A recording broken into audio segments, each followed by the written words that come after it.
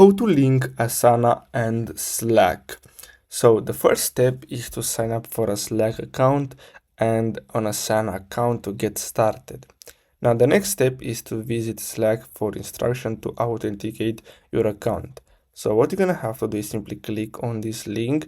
Now in order to get access to this link, you're gonna have to simply search on Google Link Asana and Slack and then click on this first link. Then you're gonna have to scroll down and click on this. Then you're gonna get redirected to Slack app directory. So what you're gonna have to do is simply click on sign in to install.